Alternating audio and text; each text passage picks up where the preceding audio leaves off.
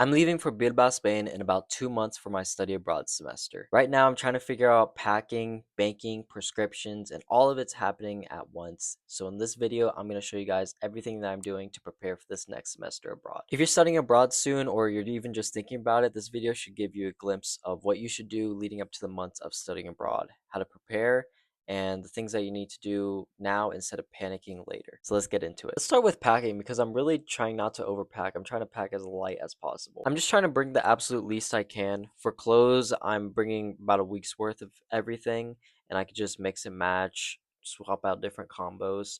And if I need anything there, I can buy it there. Here's why this part matters and why I'm taking packing lightly so seriously. So I'm going to be there from late August to mid-December. So I'm packing for the summer and also packing for the actual winter. But if I try to bring a wardrobe for both of those seasons, I'd need like 3 suitcases. So instead, I'm pretty much just packing for the summer. And anything I need there, if it's like a heavier jacket, I'll probably get there. But I'm just bringing the basics for now. My current list includes the basics, so a couple shirts, a couple pairs of pants, a few sweaters, and a nicer outfit for when I go out. Oh, and comfortable walking shoes because I'll be walking on like the cobblestone floors of Spain, so it's not gonna be the most comfortable places. So I need good shoes. And lastly, I'm gonna bring some toiletries. Everything else like contact solutions, soap, toothpaste, I'll buy when I'm there. I'll have little travel ones just in case I get caught up in any kind of emergency. But yeah, I plan to buy that kind of stuff while I'm there. It'll just make it a lot easier, a lot lighter. So I'm basically just packing for the first few weeks, and I obviously have a laundry machine while I'm there, so I'm just gonna reuse the same stuff. And after I know the city, that's when I could figure out what I'm missing and I can buy it while I'm there. I feel like overpacking is the easiest mistake to make, even when it's just on vacation. I don't want to have to like lug multiple suitcases up the cobblestone steps of Spain.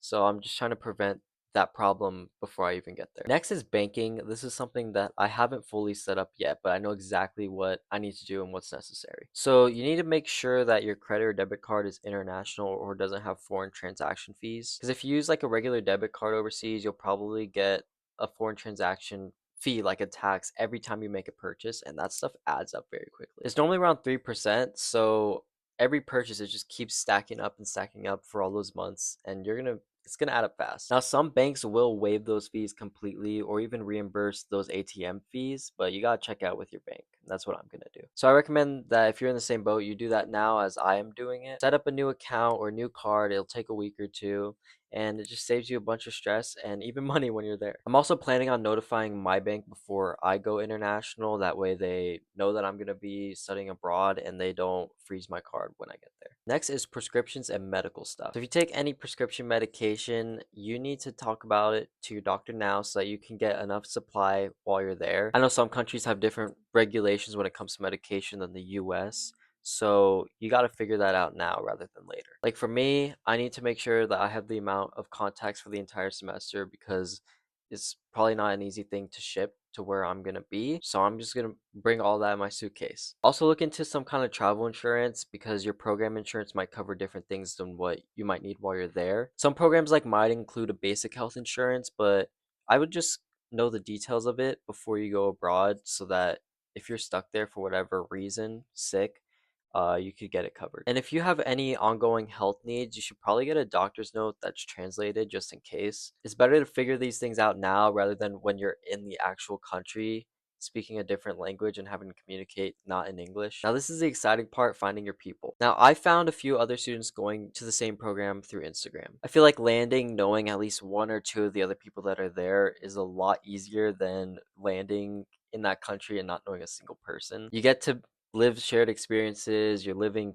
in the same boat, navigating the same orientation, and it makes it easier because you're not figuring everything out completely alone. And if your program has an official group chat, I'd join that now. Don't wait until you land to start building those connections. Start building them now. These same people that you connect with now are probably going to be the same people that you plan those trips with while you're there. Now, lastly, here's the paperwork that nobody wants to talk about, but you have to. So my program, I'm pretty lucky. They helped fill out my visa application and it's already done.